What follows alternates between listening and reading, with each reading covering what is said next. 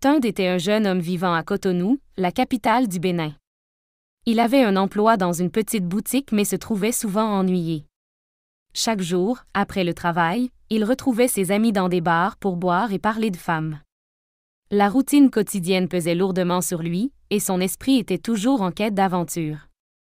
Un soir, alors qu'il écoutait ses amis parler de leurs escapades, une idée folle germa dans son esprit.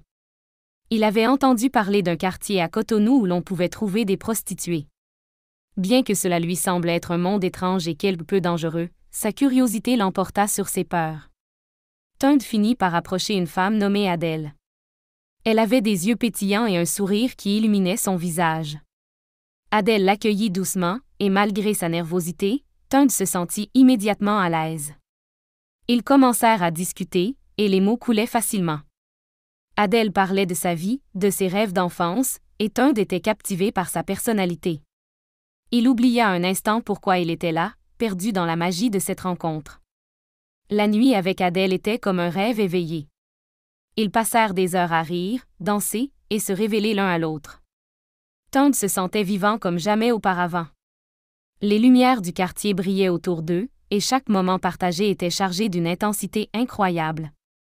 Au fur et à mesure que la nuit avançait, Tund ressentit une attraction irrésistible pour Adèle.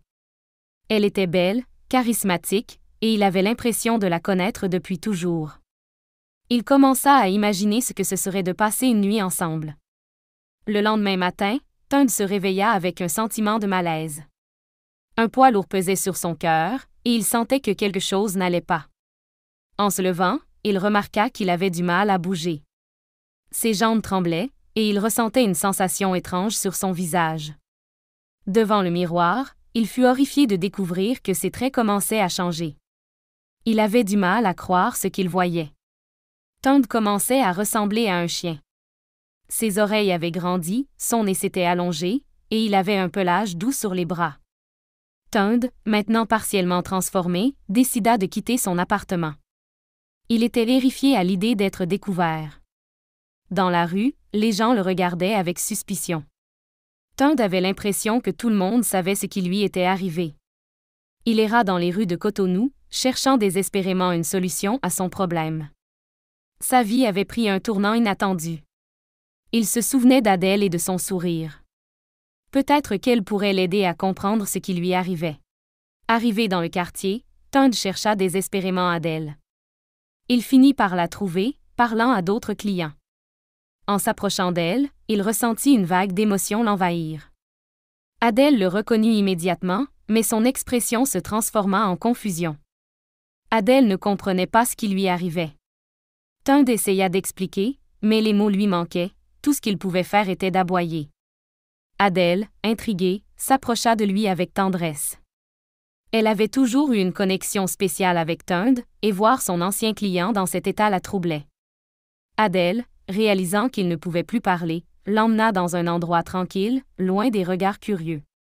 Elle lui expliqua qu'il existait une légende dans son quartier. Selon cette légende, si une personne couchait avec une prostituée sans respecter les règles de vie, elle pouvait être punie par une transformation. Tund était dévasté. Il n'avait jamais pensé que sa quête d'aventure le conduirait à une telle tragédie. Adèle expliqua qu'il existait un moyen de rompre la malédiction, mais cela nécessitait du courage et de la détermination. Tund devait prouver qu'il avait changé. Pour briser la malédiction, Tund devait aider les autres dans le quartier. Adèle lui donna une mission, il devait montrer aux femmes en difficulté qu'il était capable d'empathie et de compassion. Tund accepta, bien qu'il ne sache pas par où commencer. Au début, Tund se sentait ridicule. Comment un homme transformé en chien pouvait-il aider quelqu'un? Malgré cela, il persista. Peu à peu, il commença à tisser des liens avec les femmes du quartier. Avec le temps, Tund se lia d'amitié avec plusieurs femmes dans le quartier, dont une jeune fille nommée Aïcha. Elle était pleine de vie et avait un grand cœur. Elle comprenait la douleur de Tund et l'encourageait à poursuivre sa quête. Ensemble, ils passèrent des heures à parler et à travailler pour améliorer la vie des autres. Tund se sentait enfin utile et apprécié. Aïcha devint son allié, lui montrant comment écouter les histoires des autres et offrir un soutien sincère. Alors que Tund continuait à aider les autres, il fut confronté à un choix difficile. Un jour, il découvrit qu'une des femmes qu'il avait aidées était en danger. Elle devait de l'argent à un mauvais homme, et il menaçait de lui faire du mal. Avec le soutien d'Aïcha, Tund rassembla son courage. Il confronta le mauvais homme et, au lieu de se battre, utilisa sa voix pour plaider en faveur de l'autre femme. Il expliqua pourquoi il avait choisi de changer.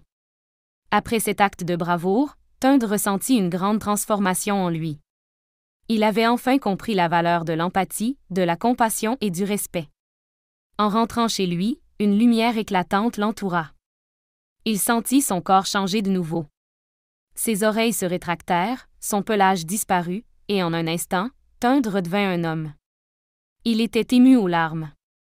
Tund avait réussi à briser la malédiction. Tund décida de rester dans le quartier et de continuer à aider ceux dans le besoin. Il ouvrit une association pour soutenir les femmes en difficulté, leur offrant un espace sûr et des ressources pour changer leur vie. Il ne pouvait pas oublier son passé, mais il l'accepta comme une partie de lui-même. Chaque jour, il se souvenait de la leçon qu'il avait apprise. Tout le monde mérite d'être entendu et respecté.